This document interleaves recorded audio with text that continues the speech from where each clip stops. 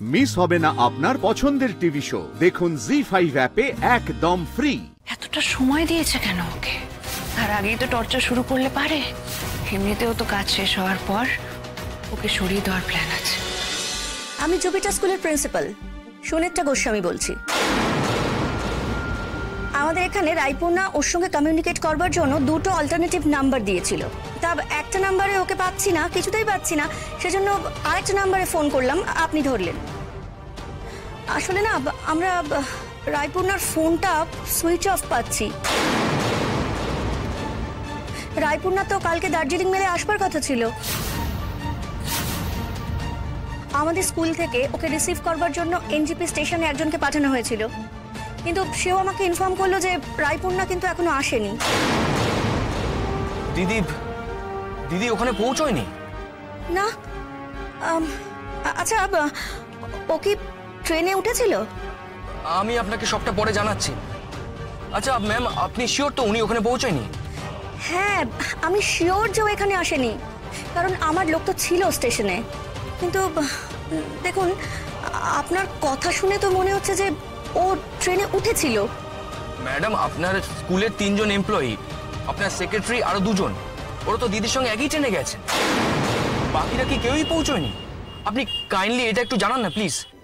দাঁড়ান তো, কি বলছেন আপনি? আমার সেক্রেটারি, আমার স্কুলের কর্মচারী? আচ্ছা, এসব কি বলছেন বলুন তো আপনি? আমার স্কুলের সকলেই তো, সমস্ত কর্মচারী তো এখানেই আছেন। মানে সেটা কি করে হয়? চান্দ্রাই সামথিং মহিলার নাম, ওই তো আপনার সেক্রেটারি, রাইট? হ্যাঁ, চান্দ্রাই মুখার্জি আমারই সেক্রেটারির নাম, কিন্তু সে তো কালিম্পংয়ে আছে আমার কাছে। আচ্ছা, কি ব্যাপার বলুন তো? আমি না ভীষণ কনফিউজড হয়ে যাচ্ছি। আচ্ছা, রায়পূর্ণার সঙ্গে আপনার শেষ কখন কথা হয়েছিল? ম্যাডাম কালকে দিদি ওই লোকগুলোর সঙ্গে বাড়ি থেকে বেরোনোর পর থেকে আর কোনো কমিউনিকেশন করা যায়নি। ও তো কোনো ফোন করেইনি, আর আমরা যখন ফোন করেছি ফোনটা সুইচ অফ পেয়েছি। আমরা কোনোভাবে ওনার সঙ্গে যোগাযোগ করতে পারছি না, আমরা খুব টেনশনে আছি।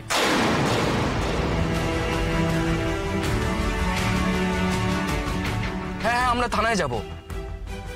ঠিক আছে, আমি আপনাকে সবটা জানাবো। এখন রাখছি, হ্যাঁ, থ্যাংক ইউ। আচ্ছা, তাহলে আমি যা বুঝলাম আপনাদেরকে বলি। উনি চাকরি পেলেন কালিম্পংয়ের একটি স্কুলে। গতকাল রাত্রিতে ওনার ট্রেন ধরার কথা। গতকাল সকালে একজন এসে বললেন যে উনি ওই স্কুলের প্রিন্সিপালের সেক্রেটারি এবং ওনারা একসঙ্গে যাবেন। সেই মতো সন্ধ্যে 7টার সময় ওনাকে পিক আপও করলেন।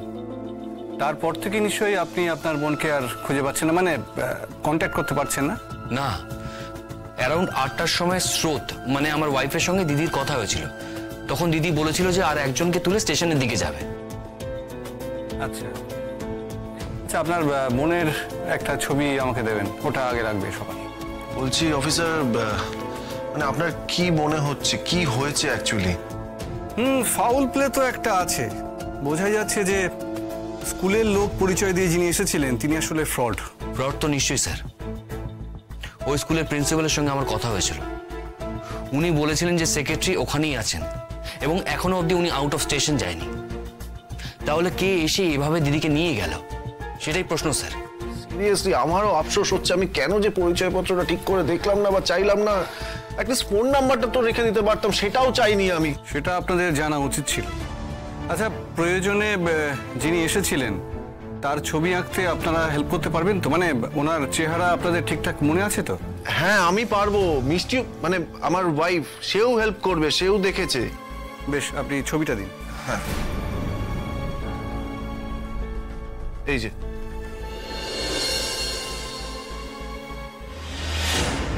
আচ্ছা, আপনার বোনের মানে রায়পূর্ণা দেবীর কি কোনো শত্রু আছে? মানে আমি জানি যে আমাদের মতো মধ্যবিত্তদের কোনো শত্রু থাকে না, তবুও শত্রুতা না থাকলেও তো এমন কাজ কেউ করতে পারে না।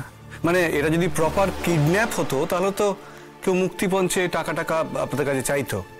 সেটা যখন হয়নি তখন কেউ শত্রুতা করেই কিন্তু এটা করেছে আর আপনার বোনকে আটকেছে। আচ্ছা, এমন কি কোনো ক্লু আছে, মানে কোনো আইডিয়া আছে যে কে এই ধরনের কাজ করতে পারে? হ্যাঁ, আইডিয়া আছে কে করতে পারে। নীলু করতে পারে এটা। নীলু করতে পারে। নীলুই করতে পারে। এই নামটা আমার একদম মাথাতেই আসেনি। নীলুকে?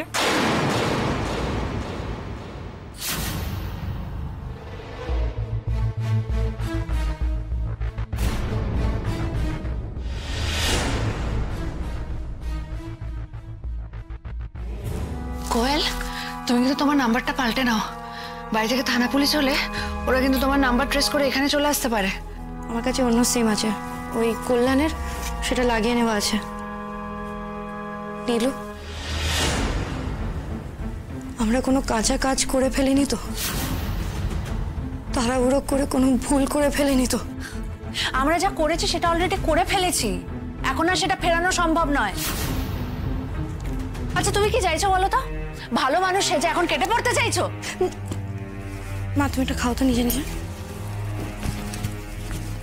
না, আমি চাইছি না।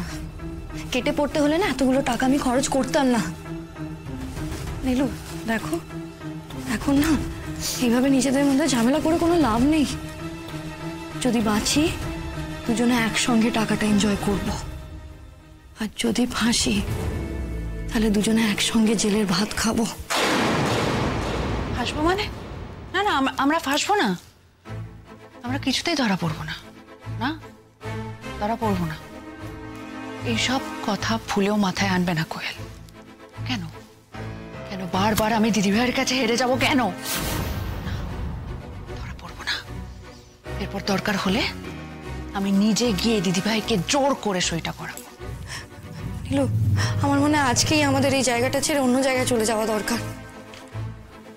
হ্যাঁ, আবার আমাদের এমন কোনো জায়গা খুঁজতে হবে যেখানে হাজারটা আইডেন্টিটি চাইবে না। হ্যাঁ, আমি সেরকম একটা জায়গা চিনি। ওই যে আমি যে বাড়িটা ঠিক করেছিলাম, চলো না আমরা ওখানেই চলে যাই। না না না না, হোটেলেই থাকা ভালো। বাড়িতে আবার রান্না বান্না জিনিসপত্র অনেক ঝামেলা। সেটাও ঠিক বলেছো। এখন কি মনে হচ্ছে জানো, মনে হচ্ছে আমরা মাছ দরিয়ায়। কতদিন সাঁতার কেটে গেলে কুল পাবো কে জানে। অত ভেবো না কোয়েল, জাল গুটিয়ে আসছে। আজকের দিনটা দিদিভাইকে ওরা সময় দিয়েছে, তারপরেই দিদিভাইয়ের ওপর টর্চার শুরু করবে। কিন্তু কেন এতটা সময় দিয়েছে কেন ওকে? তার আগেই তো টর্চার শুরু করলে পারে। এমনিতেও তো কাজ শেষ হওয়ার পর ওকে সরিয়ে দেওয়ার প্ল্যান আছে। টর্চার করলে ওর জেদ হয়তো আরো বেড়ে যেতে পারে। তারপর দেখলে আরোই সই করলো না, তাই ওকে ওরা সময় দিচ্ছে মনে হয়। জি5 ডাউনলোড করুন আর সব এপিসোড দেখুন একদম ফ্রি।